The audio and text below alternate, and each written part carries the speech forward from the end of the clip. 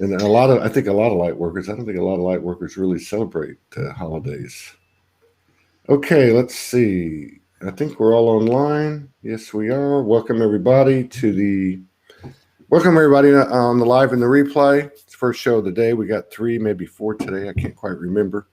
But we'll have another one in an hour with David Manning, also from the UK. We've got a beautiful beloved sister, Soma Arah, is here with us today. I hope I said that right. And she's from England, and we're going to get to know her in typical Soulology fashion, spontaneously, intuitively, imaginatively, creatively, and depending on what we're talking about or doing, courageously. But right now we're going to play our intro so we can allow people time to come in, and so Todd can have more coffee. We'll be right back.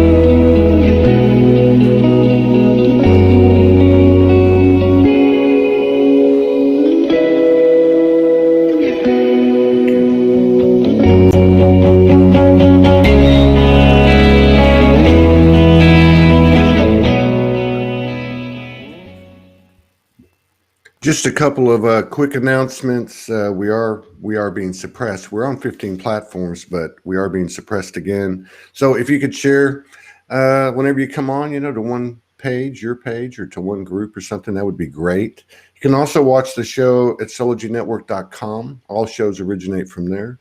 And I also want to say on this wonderful Gratitude Day, thank you, Delia. Happy Gratitude Day. Thank you for all the love and support and contributions that allow us to keep doing this by the seat of our pants every day, which is not a complaint because that's how the 5D energy works. Nobody's going to have a savings account because everything is available to us. We're lacking nothing. It's a pleasure to have you in the studio with us, beloved sister. I know that we know a lot of the same people, but we have never met. So this is going to be a special show, I feel. It's going to be a little bit pressed, but we're going to go right from one show to the other. I don't know if you know David Manning. He's one of your country mates. No, I've seen the name. The name looks familiar, but I haven't. Yeah, he's amazing. He's got an amazing story.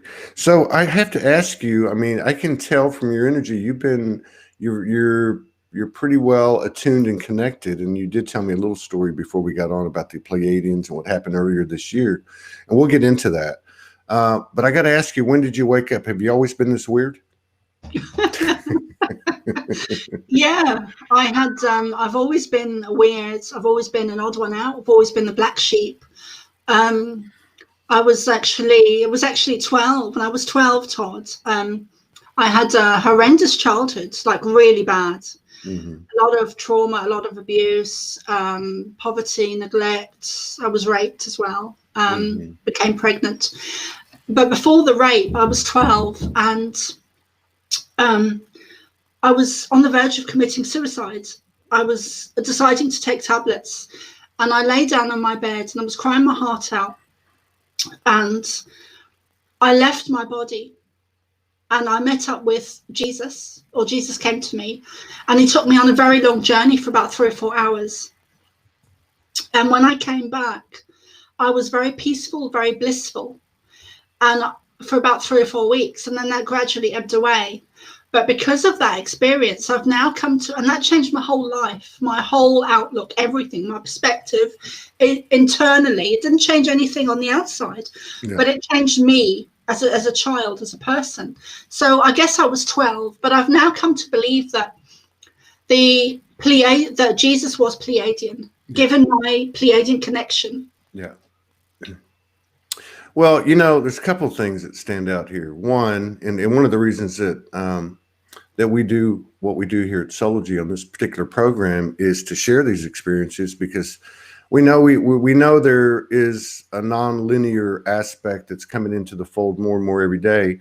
But the things that happened to you at 12 years old, or to me 9 years ago, or whatever, are the same thing happening virtually at the same time to many, many, many people today. So these stories are helpful because they're full of code, and there's a lot of there are a lot of commonalities in the stories as well. If we again remove the linear timeline, like, you know, for instance, what happened with you with Jesus at the time, the way you perceived it happened to me 9 years ago. That's how mine started. Was, you know, a big light came through the trees, and the face of Jesus was in the trees, and there was something to me that knew, even though I had no galactic wherewithal whatsoever. I wouldn't know. I wouldn't really dip into that until I met the ET that I'm now married to 5 years ago. but but something in me that knew that wasn't the Jesus in the Bible. There was something bigger than that. And you know, I don't. You know, you feel that yours was a Pleiadian speaking to you in a way that that you could understand and relate to, and that's pretty much what I came to. I don't know if it was my higher self appearing before me, or another aspect or whatever, but I get what you're saying. I think that's important for people to know. Did you have any type of struggle or challenge letting go and detaching from the symbology of the way the universe was communicating with you, like over identifying with certain essences or galactic lineage or anything like that? You know what I mean? I mean, I watched a lot of people in the last year and a half kind of transition, especially practitioners, into their own self, into their embodied self. And I say this because I also watched many people kind of get over-attached and limit themselves, and then be kind of susceptible to some of the consequences of over-attachment in our incarnation, like to traumas and stuff like that. Did you ever have an issue with that? Do you feel that you are, you know, more specific to certain essences or energies than others? No, I mean, I feel I'm very connected to the Pleiadians and Jesus energy and Merlin energy, but just galactic energy and guides and animal spirit guides. So all of it, really, I like to encompass all of it. Yeah. I do feel a very strong connection and past life memories of Native America. Who's that? And of Native America. Oh, okay, I got you. And yeah, but I try not to get attached to anything, because I became a Buddhist in when was it, 2004, in Scotland. I took Buddhist vows and everything, and I was about to become an Annie, a nun. Yeah. And I didn't. I went off to Nepal instead and worked for a charity there. But going back to your question, no, I try not to get attached these days. There have been times in the past where I have got very attached to. Yeah, of course. And you know, really, how can we not? You know, our patterns and, you know, our rhythms and, you know, have been subjected to the conditioning and the programming. So, you know, naturally we would attach to something. A lot of times people think attachment is kind of a victim programming, but it's not. It's a lot. I guess that's what I wanted to point out to anyone who's listening to this and is waking up from somebody that's had such a broad, expansive experience like you've had, you know, and that is that it's okay. You know, I mean, it's a powerful thing to download things like that. It's a powerful thing to have Jesus come in and take you through the cosmos, or Pleiadians to come in and talk to you. I mean, we've had, you know, we've talked about it on the show, we've had Star Family materialize in our bedroom, you know, in a translucent state, very humanoid, have conversations. I mean, that's a lot for the human aspect to, to not say, wow, I'm special or I'm clever. You know what I mean? There's something about the balance of humility between the two worlds that obviously serves us and that we're perfecting.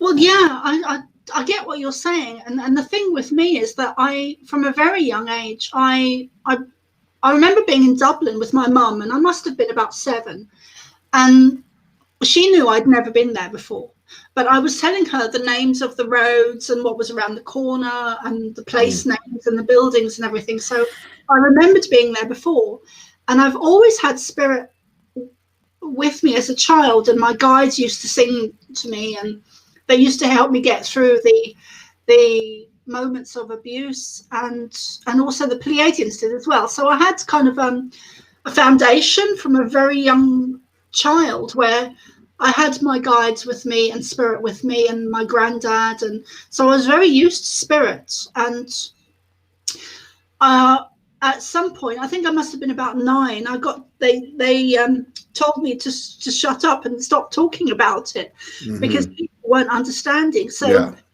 when I was at the age of 12, when I had that experience, I never spoke about it until 2004, when I was actually living on the Buddhist island. So because they told me, don't stop telling people, because they will lock you up and throw away the key. Yeah, so that's right. Well, that's one of the advantages, not that anything's better than anything else, but that's one of the advantages of what's going on now, because there is such a support system. I mean, it really didn't start to, gain any foundation really until maybe 2011, 2012, when the 2012 date hit and there was more groups coming out. People were starting to use the internet a lot. But the characteristics of your journey are very, very similar to many people's. They say, I woke up with it. I had to suppress it because everybody thought I was crazy. I mean, a lot of light workers like myself, have either had been institutionalized, put into a psych ward, been incarcerated, certainly been estranged from their family, and some are still in that situation. But they're seeing, for someone like you who has been on this path for, longer than most of the people we're talking about. Most of the people I'm referring to, let's just say 75% on or around 2012. But there is a group that goes into the early 2000s, the 90s, the 80s.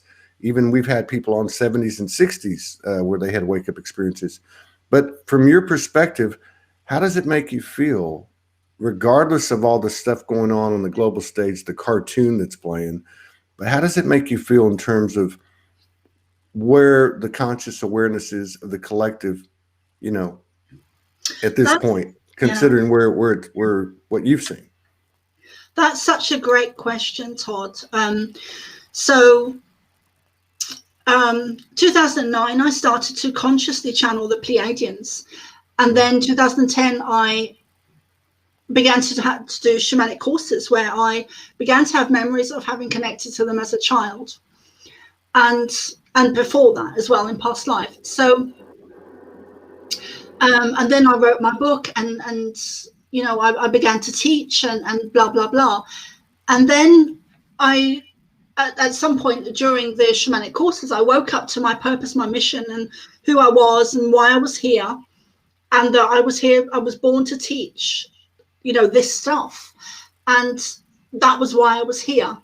And even with coming across elements and aspects and people that were skeptics and not listening and not interested, and sometimes being booed off stage or laughed off stage.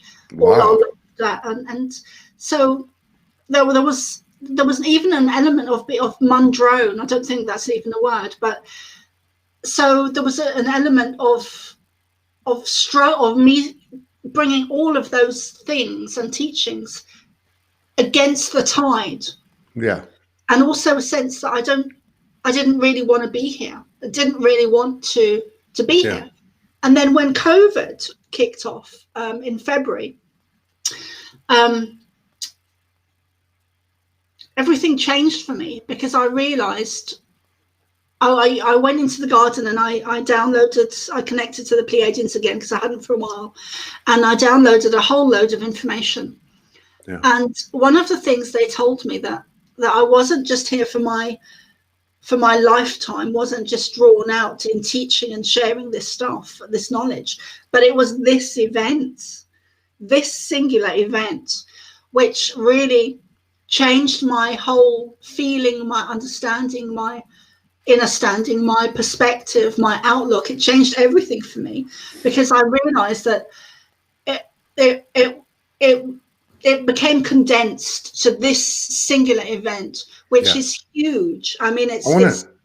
Yes, I definitely want to cover that because it's very important. But I want to pick up just a couple of things first, real quick, that you said, because they are very important. And obviously, your credibility and your energy are coming through full force. So I want to make sure to reemphasize this. One thing that I think that's important, and again, we're in a field of support, and I think Soulology is a small part of that, or a part of that, because there's Soulology energy all over the world. We just call it by different names. And that is a place where we can go and be supported and get past the point of embarrassment and stand in the center of the circle of life and share our energy with our brothers and sisters in the code that we offer, and vice versa.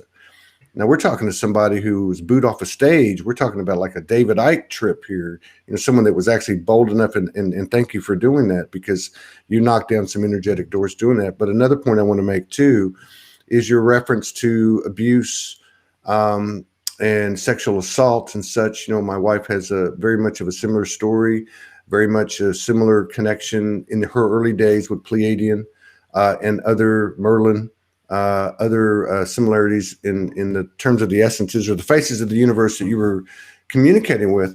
And then the last part of that I think is important too, because it might help people as well, is you talked about how, and Morgan has too, how in those moments of trauma, that it may have looked like a really, and it was, horrific type of situation, but it was also the vehicle for those like you to disassociate by human terms, but to connect by energy body terms, and start to develop and strengthen that relationship, regardless of whether the human kind of compartmentalized it away in the subconscious at a human level, but it was still, kind of a gift beneath the obvious horrific traumas that you went through. So, and I say that because if anyone's having those memories coming back, that sometimes burdens are blessings and blessings are burdens, right?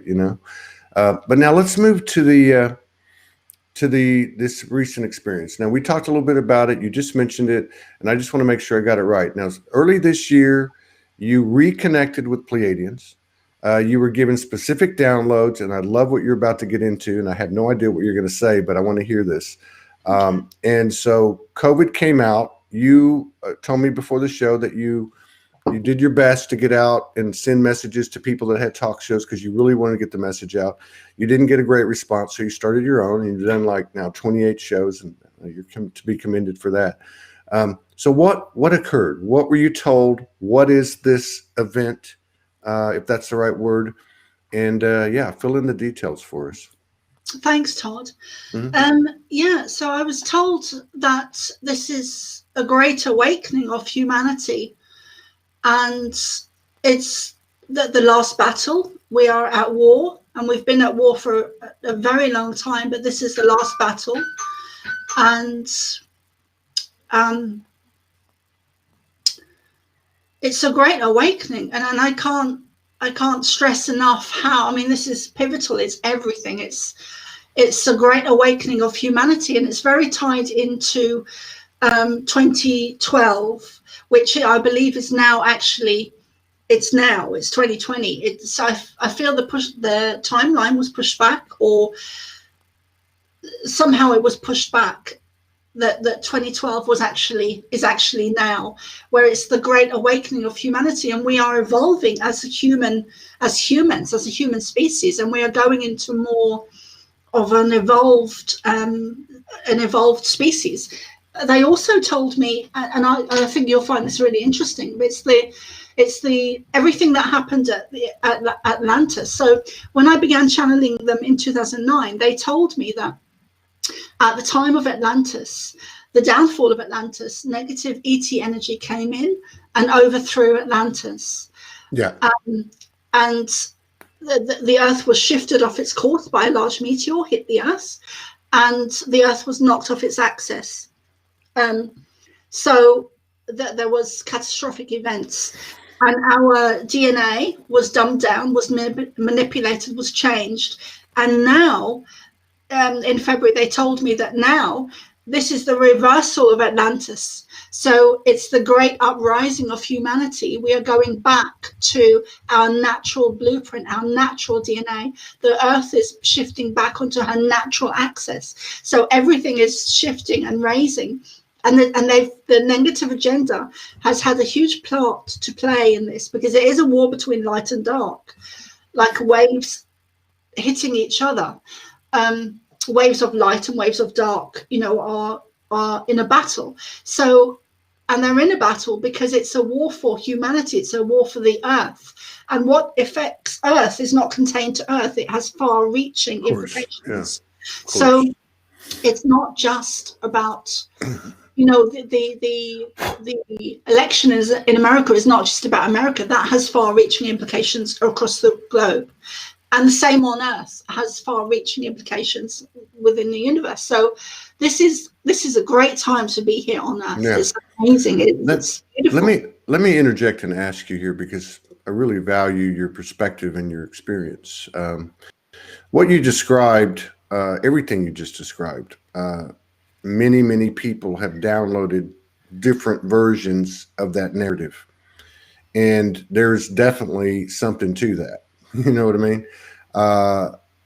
I think one of the things that I see occurring, in fact, I had one probably 10 days ago, where I was shown just in the container of the galaxy alone, understanding that there was more beyond that, but this was a continuation of a couple of years of a couple of years of downloads that I received, or transmissions back in 2015, 2014, which had to do with galactic wars, galactic history, and all that. What I was shown about 2 weeks ago in the container of the galaxy alone was the origination of the galaxy, how it was built, who the players were, and a couple of things kind of became clearer. And I'm going to take you to a question on this so you can give us your perspective.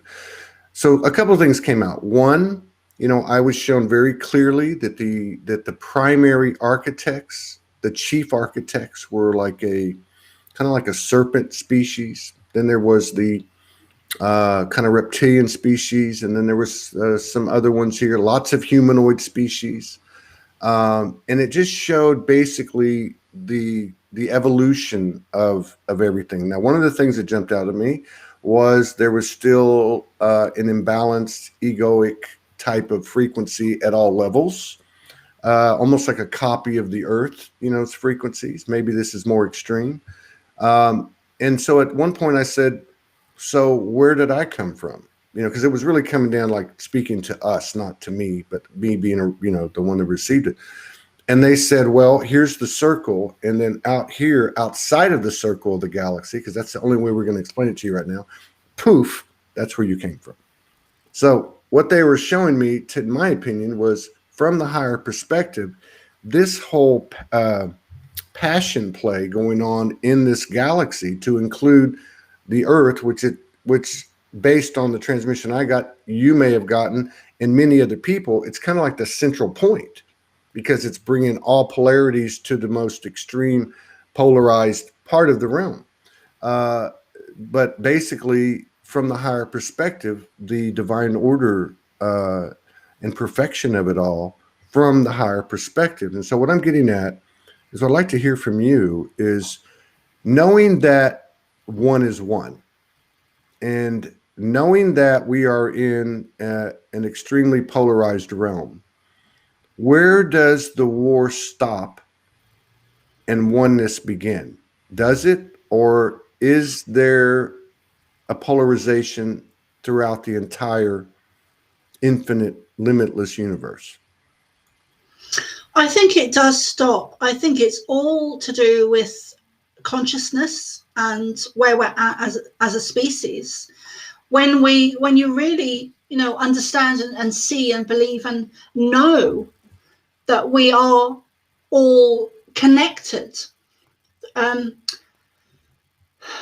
There's a great meme on Facebook where you've got all different color Labradors, but it's all the same dog. It's all the, it's all the same dog, and that is a great image of how we are all connected and we are all one.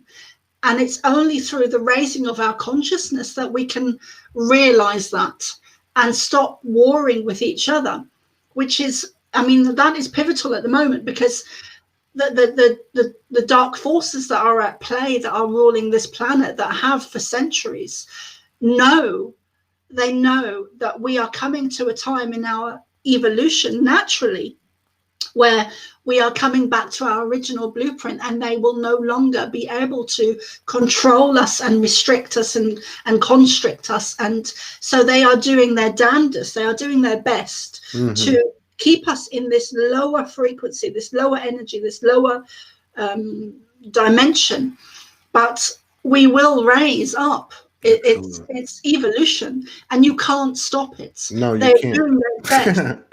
One thing I would like to add, Todd, is that one of the things the Pleiadians, because this might help to answer your question as well, and for the audience. But so one of the things they showed me is that the two beams of light hitting the Earth, and this was somewhere between now and February, but they showed me there's two beams of light hitting the Earth, and one is positive and one is negative. And these beams of light, these beams of energy, are going to increase and intensify, increase and intensify, increase and intensify until, so they're hitting the Earth, and they're going to cause, they're going to get so strong that they're going to cause the Earth to twist and divide. Sorry, not divide, but multiply. And one Earth is going into a higher dimension, a higher frequency, a higher awareness, a higher vibration, and the other will stay where it is, or it will drop into a lower frequency, energy, or vibration. So that is how it is. And I'm not saying it's going to happen. I'm saying it's highly possible. But I could never, yes, I heard that, that the Earth will become two, and I could never get my head around it. Okay, yeah. You were cutting in and out, but I got you. I thought you were saying what you were saying, and this is great. And I don't mean to interrupt you. I want to make sure that we all catch this, because so much of to me, the highest transmissions, downloads, channelings, activations come in conversations like this. We are the boots on the ground. We're the gods and goddesses in the flesh, and we've got the real-time intel. We came into this thing with the Akashic, but we've now added our experience of all these incarnations, and then, of course, the reconnection with our multidimensional aspects to produce a higher truth, a higher love, a higher level of integration, because we've had, a greater expanse of polarity to pull together like it's never been done before. So I'm loving this conversation. Now, your transmission and your explanation is very valid and credible and resonates. And I know a lot of people will feel the same. It's also very similar, although not word for word, to a lot of other people's transmissions and understandings. The question is, how much of it is metaphor? Because I think as humans, we go, wow, this is literally going to happen. I remember last year, everybody was like, the event's going to happen. The event's going to happen. The universe is going to wink at us, and everybody's going to wake up and go, oh, it's good to see you again. There is something going on. We all know that. There are too many people having visions and having dimensional and interdimensional experiences and visitations and so on. And there's a lot of excitement about that. And I get messages every day. I want to come on and talk about my experience. And I feel like telling everybody, get over the wow. Get over the wow. Get present. It's not about the way that the information's coming in. It's the fact that you've got the information coming in. So there's an element of taking that code, however it comes to you, shake it off, like you explained earlier about your non-attachment as time has gone on to what you're embodying or in opening up within yourself. But is it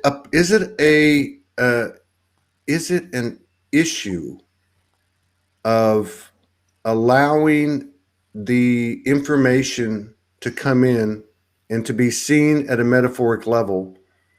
And is it a threat, I guess is the way I would put it, that we become too attached to the literal possibility? I mean, we have to stay open. I mean, this is not, I don't have the answer.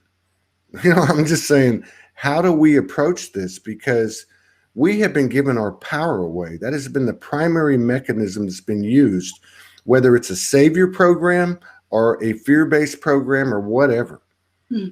We have trusted outside of ourselves for far too long. Let me rephrase it. In your opinion, what is the best thing that any of us can do, regardless of our dimensional experiences, lucid dreams, contact, whatever? What is the one thing that would best serve ourselves and therefore the collective, in your opinion? Thanks for asking that, Todd, because that is really the heart of it. That's the heart of what we need to do as a species, as humanity. We need to stop looking outside ourselves and coming to our heart and find the truth there, because there's nothing that even exists outside of ourselves. It's all within us. It's all within us. So we absolutely need to stop looking to politicians, to doctors, to lawyers, to teachers, to anyone outside of ourselves, even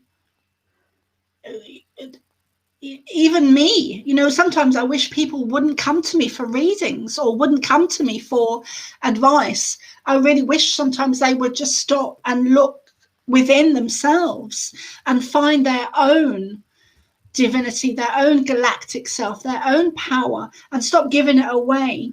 Stop looking outside of yourself for anything. Go within, do meditation, connect to your heart, raise your frequency, raise your energy. That is you need to step into your God source, your divinity, your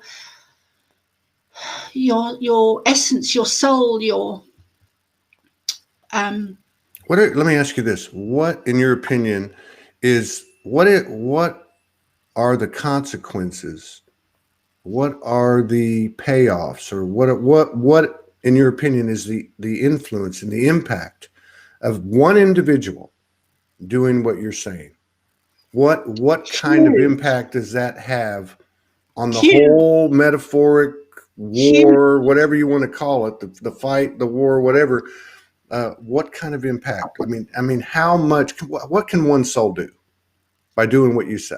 What will be the result? That is huge, Todd, because if you that's so huge. So I've got to reach a lot of people in my lifetime, and so have you, and many others. So and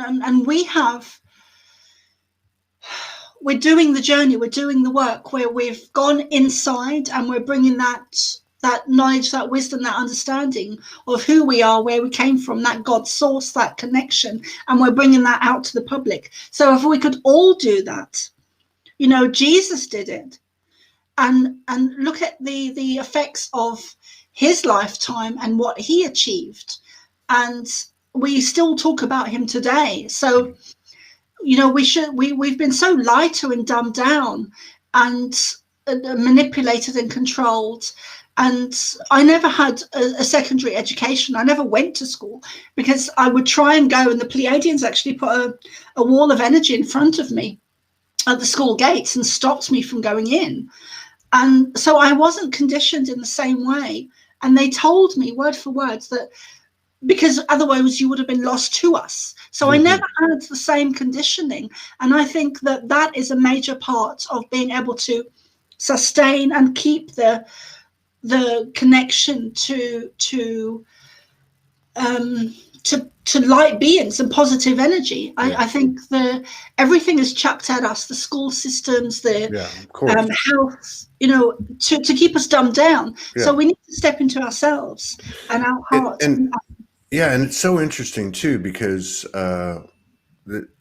we know this. I mean, there's enough information out there to know what the hell's going on if anybody's done any level of research at all. And the information's moving so fast now.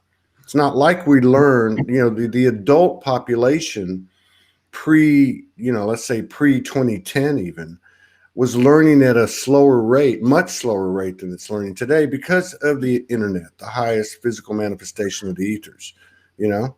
And so we've got all that information and we can get lost in the story, but I really think that, what you're saying is so important because and it's almost like a cosmic joke. We've looked out here regardless of how Yeah. clean or clogged our channel's been, you know, Mm. and what you might have taken you 3 years back in the early 2000s to get, somebody can do now in 3 days. So like our maybe our biggest awakening is actually putting into action the power that we are. Yeah. You know. And yeah, because everything is on warp speed now, and I really do feel sorry for people who are waking up now because they've got 5 minutes to do it and they need to wake up now, and they've got no time to process like I did, like you did. They've got no time to process and integrate it into themselves, into their bodies, and acceptance, self-acceptance.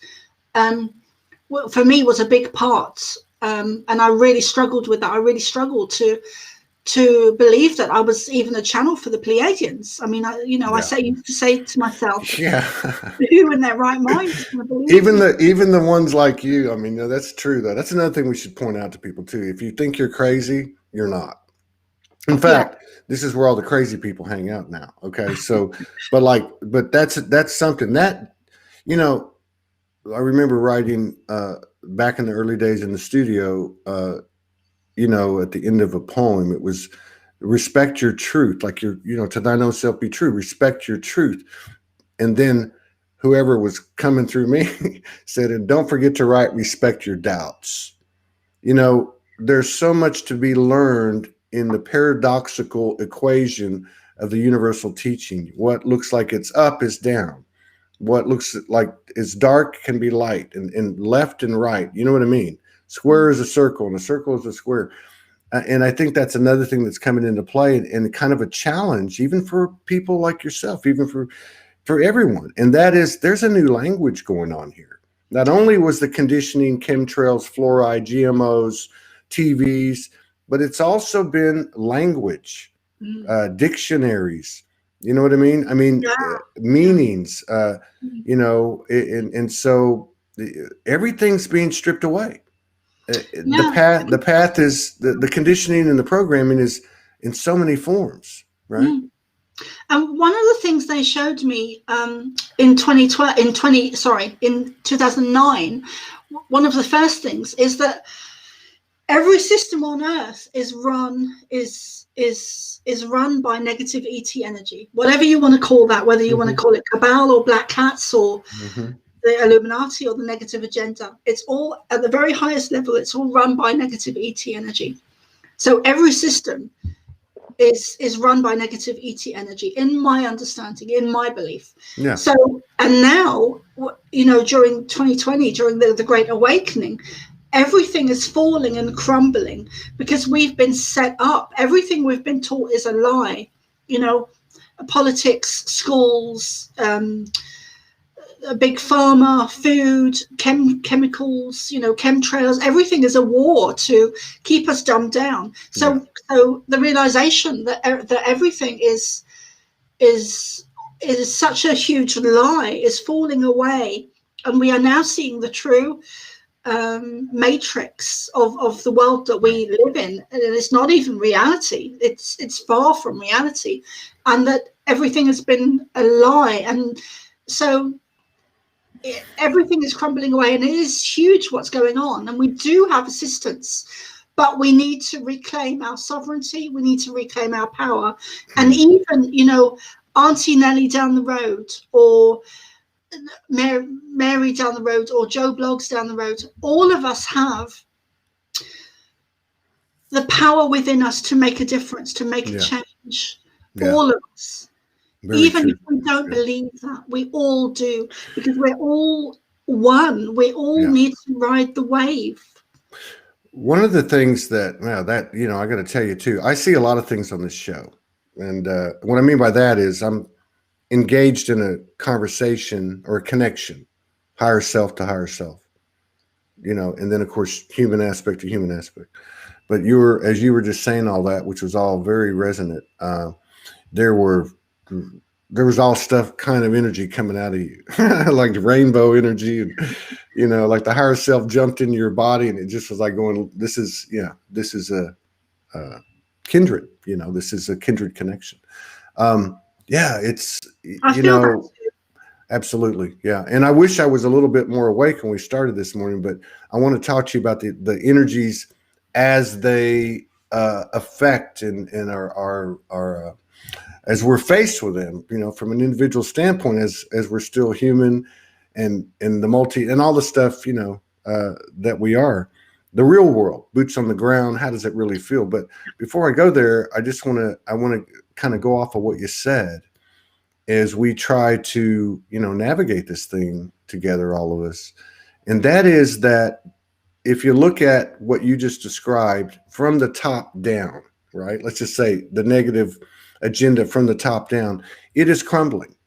Yeah. Because as I understand it, anything that is founded on duality is not going to last. And that includes anything that we initiate or originate ourselves, whether it be a business, a relationship, our own individual path throughout our day. This is one of the messages that I've received, that Morgan's received, and I've watched many other people display it, not so much in their words, but by their creations. And I think that's another kind of for me anyway, because I try to keep it real simple rules of the road, right? It's never them, it's always me. But also to build anything, to originate anything, to project a frequency out, or a combination of frequencies, a vibration, is to found it on the Trinity energy, the energy that's created where two or more gather, the Christ energy, however you want to put it. So that I'm glad you brought that up, because that falls in line with this expanding energy, this universal energy that's taken hold on the earth, which, by the way, I just want to say to you that part of the reason that's occurring is because of divine feminine energy like yourself, that's been in there doing this work for many, many years, that's never got any credit for it. And you guys are starting to step up now. So I'm very moved, and I'm very excited to be collaborating with you. And I feel like we'll be doing this many, many more times. So thank you very much for that. Thank you, Todd. I love your energy, and I feel like you are a star brother. And I feel like I've known you many times before. And well, you mentioned everything that I've pretty much encountered, which is Merlin, Native American, and so on, Jesus, and so on. I want to ask you, we're the boots on the ground. We're the gods and goddesses in the flesh. The human, we have two sayings, two hashtags at Soul. One, I am soul, which is the first one that came out of the blocks 9 years ago. And then in the last 3 or 4 years, it's been the human is the hero. Because without the humans, free will, commitment, devotion, loyalty, faith, power, strength, perseverance, and everything else, all of our multidimensional aspects, all of our higher self aspects, all of our galactic, angelic, divine essences, elemental, all the things we're made of, which are giving us our code, which are part of us, which we are embodied. They're not going to be able to do this without the conscious human effort. But at the same time, the human goes through a lot of stuff, and has, and you're a testament to that. How do you deal with the energies day in, day out? I've been waking up the last 4 or 5 days, and I'm crawling out of bed. I'm drinking 2 giant cups of coffee. I'm jump on stage, and I'm like this, energetically, but I'm trying not to look that way. How do you deal with this stuff? How do you deal with being triggered? How do you deal with not getting upset with the dark agenda, because and I know that our emotions of anger and all those negative charismatic children of fear uh, is the sustenance for this matrix. It's the food for the matrix. They want us to be divisive. They want us to be in conflict mentality. How do you deal with it as a person? That's a huge question, because just lately, the last week, I've been really negatively attacked by the negative agenda, or black ops, or whatever you want to call them, the negative agendas going on. And I do find that I get attacked a lot. It's got less and less the more I've reclaimed my sovereignty. How do I deal with it? I know in my heart where I come from and why I'm here. And I know that there are thousands of me, thousands of us that are here, born for this time on earth. This is a great awakening. And I know that, the last week I've been hugely depressed and down because I felt this energy coming in and sucking my energy. And it's through what picks me up is talking about this stuff. So I know that when I leave this show tonight, I'm going to go away and I'm going to feel great. It's staying true, however the darkness tries to come at me and overtake me. It's staying true and seeing that light in the darkness and being connected to that light in the darkness, however dim it may be, but staying true to that, staying true to the light. And the one thing my abusers gave me as a child, because I was abused by many different men who didn't seem to know each other, one of the things they gave me was this sense of determination that I will be damned if I let them. And I never finished the sentence in my mind, even to myself, but it went something like, I will be damned if I let you ruin the rest of my life or take away my power or cause me any pain. I've got such a strong determination. And that came about because of the trauma. It gave me a fierceness that I will not back down. Yeah, I can see it in you. You've got some Lyrian going on too. I can see a lion face. That's a powerful thing too, because if people can listen to what you just said, or anyone speaking their own experience, the story, not the story that we got attached to with, oh my God, the traumas, but actually the energetics behind what you just said, everybody's has been the same in some degree or another, not the literal superficial, I don't mean superficial in a light way. I just mean not the way it looks in the physicality, but the energy beneath it. We've all gone through the same thing. We were all valiant souls. We all chose to come here. And just because you wanted to come here didn't mean you got to come here. Every single person here has earned it. And I just want to make that point, but I also want to say that, that what you've gone through, I can feel. I the same here. It's just the story's different. Morgan, the same thing. I look at some of the people like you or Morgan, I think, how in the hell could I have ever made it? Because I'd have killed somebody, but that's why the feminine's leading, one of the big mechanisms, or the mechanism. And I want to run this past you before we get out of here. And I also want to say, let's do another show next month if you're up for it, because I want to be full capacity. But I'd love to. You talked about in your story, Morgan's story, so many people's story, even my own. There was a direct attack that basically translates like this: sexual distortion, sexual taboo, sex is bad, don't look at naked people. What is your take on sacred sexual vibration?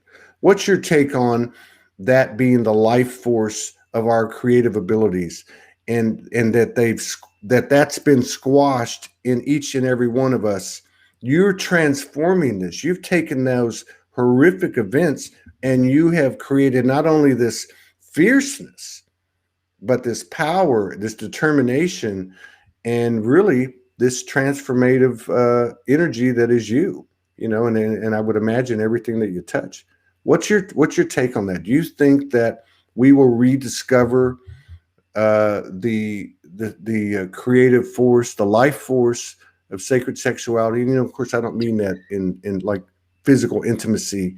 I mean this in terms of what it really is in the physical, where the physical and the non-physical meet. Okay, because there has to be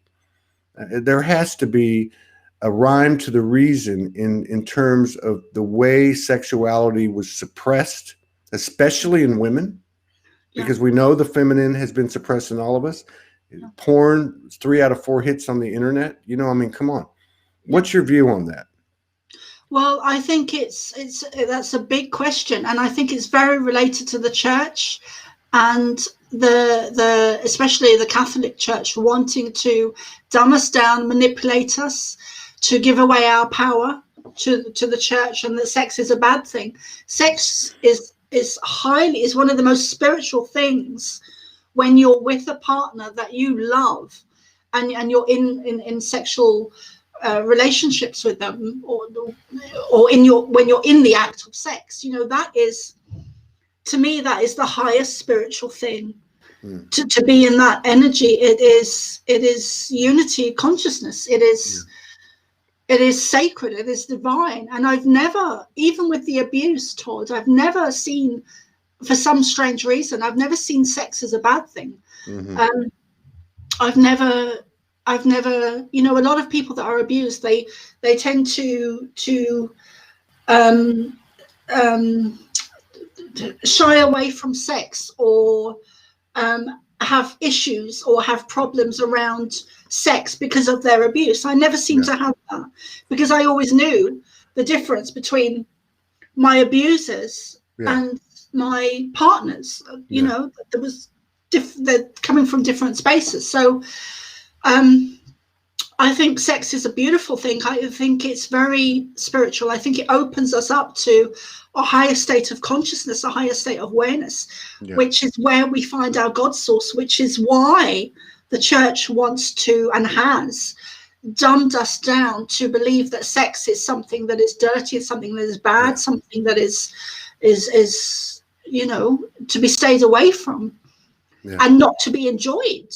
I mean, you are amazing. You are. I can't wait to collaborate with you again. I wish I had more time today. I mean, you're just. Let me ask you one last thing. How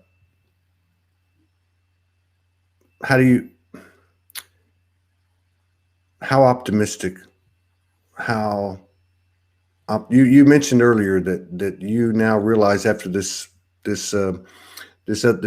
download with the reconnection to the Pleiadians earlier in the year, that you realize that you came here for this moment. How do you feel? How are we doing? How are we doing? I'm not asking for prophecy, but how do you think we're doing? How do you feel it's going to go? I think it can only go one way. Yeah. It can only go one way. They are doing their damnedest, their best to try and catch water through their hands. And I think it's gone past the halfway point now. Yeah. And I think Trump is a huge part of that. I'm not interested in politics. I never have been. But I think that I feel that this is such a galactic, universal, multi-universal thing that's going on, event, that the positive ET energies, it's such a huge battle. It's a war on humanity that we cannot afford to lose. Yeah. And the positive ET energies cannot afford to surrender and give up. And it's all about willpower. At the end of the day, it's all about strength and consciousness and fierceness, and being able to rise above being controlled, being conditioned, being manipulated, being dumbed down. And there's also an element or an aspect there of the negative emotions, like the anger, the fear, the depression. You know, I see a beautiful time coming, which is very different to anything we've seen before on Earth. Yeah, I agree. We've never had a time like this on Earth, and we never will again. This is a great awakening. We didn't come all this way just to come this far. Yeah, exactly. We're not stopping now. And I think that's what I'm feeling is like, even people that some people, you know, I really get frustrated people with the labels and stuff, but, you know, like say, oh, they're not awake. And, you know, I still think everybody's beating at the same vibration. We just can't see it because we're standing in our own shoes. But I do think there's an element of, I've had enough. You know, like, hey, what are you going to do? Kill me? I'll just come right back. Or you know, people just going, well, what? You know, I'm just not going to do that. And I know there's a lot of people in the program, and I want to get, well, next time we talk, I want to get into the, what you talked about with the split, because a lot of people have talked about the divide and the two earths, or, you know, whatever. They've explained it different ways, but metaphorically, it's all the same thing. Particularly in the light worker community over the last 2 or 3 months or so, there's been a lot of that going on. You know, in that download I was telling you about 2 weeks ago, the first thing that came in, they were screaming at me. And they said, if you guys can't bring unity consciousness into the way shower platforms and the way shower communities, and how the heck is the rest of the world going to do it? You know, like it's time. And the other thing that really jumped out in that, and I want to share with you before we go, is they said, you think, well, you know, and again, they're not talking to me, they're talking to everybody. You know that the Illuminati or the 1% or whatever you want to call it has passed on the strategy and the plans generation after generation, because in essence, none of them would ever see the whole thing done in their lifetime in a particular incarnation. But they said to me, but you know what you guys are about to really understand. It wasn't about go tell people. It's just about, here's some intel that this group, these way showers are going to start to remember that we've been passing our plan on generation after generation. And they told me there's a big difference between the two, because one's based on duality and it's got a finite existence. And the ones that you guys carry is based on the Trinity energy, you know, the Mother, the Father, the Son, or the Mother, you know what I mean? And that it's got a finite, infinite stream. And that, and the last thing they said was, you have huge support. Ask.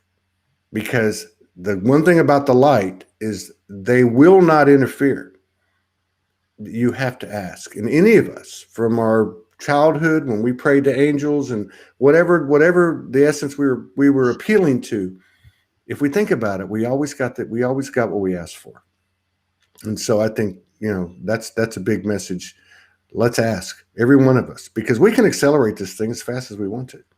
You know, you are a beautiful, beloved sister. I've really enjoyed it. I wish I'd have been more balanced when I got up this morning, because it's been rough the last few days. And I really appreciate what you said about the way you handle it on a personal level. But I will reach out to you, or Morgan will reach out to you, so we can continue this conversation. You do remind me a lot of Mary Rod Wells' energy, Marie Batchelor's energy. And I can see why I discovered you through them. So through your collaboration with them. Good luck on everything you're doing. All blessings to you. Thank you from the core for everything that you've done for humanity and continue to do, and for your brave, beautiful heart. I'll see you in a couple of weeks. Thank you, Todd. Yeah. Can I say one thing? Oh, yeah. Can you tell people also, say whatever you want to say. I'm sorry for the rush because of the delay that we had. It's okay, but please let us know where we can find you, what you do, what you offer. Like if you do sessions or products or whatever, just let us know how, in addition to what you wanted to say. Thank you, Todd. I wanted to say that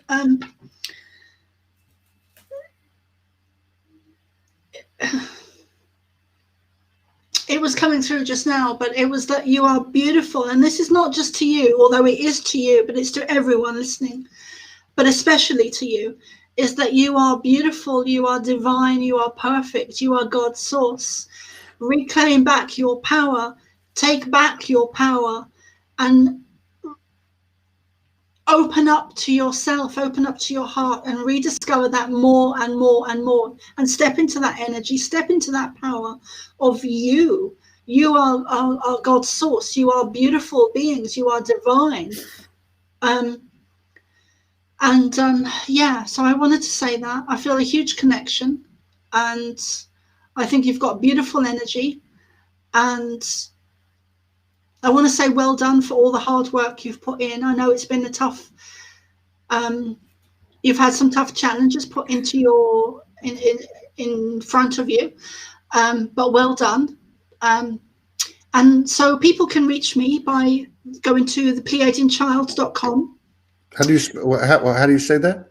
Pleiadian is Pleiadian child.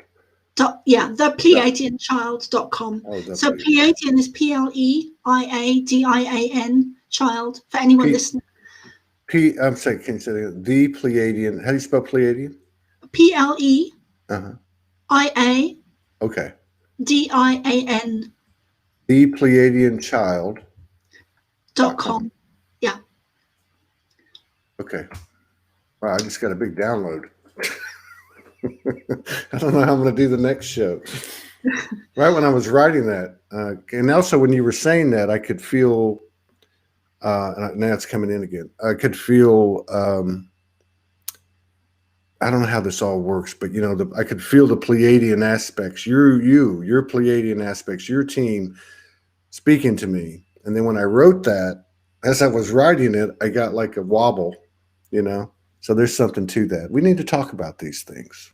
Yeah. Because they're real. Yeah, they're very real. They may not be physical. Right. But we are going to, they did tell me that the next, and they told me this last year or the year before, but they said that the next 10 years, the next 20 years, and the next 30 years are going to be crucial. And this was before I realized anything about the time we're in now. Mm-hmm. Well, I'm of the belief that anything's possible, and I have no intention of waiting 10 or 20 or 30 years. We're getting this stuff done now. And, we've had people come on here. I'm already late, but we've had a lot of people come on here and a variety of practitioners and a variety of channelers and, downloaders and all that, different ways of saying it. But basically what they've said, which has been very consistent, is the entire universal family is looking at us going, wow, we did not know you could come this fast, this fast. And how far are you going to take it? And like you said at the top of the show, we're not doing this for ourselves. We're not doing this for the earth. We're not doing this for the solar system, galaxy, we're doing it for the whole thing. Every timeline, every dimension will be affected and is affected by every single thing we do in the present moment by moment existence. So don't ever underestimate, smiling at a stranger or doing the right thing or being in integrity, because it affects this entire thing. I got to go. We got a show in 6 minutes. I already delayed at 15. David Manning, your country mate. I got to send the link. Anyway, he's going to be, I'm so discombobulated today, but that's what we do, right? We just show up and you just do it, and so I'm not going to apologize. I love you. You take care. I love you too.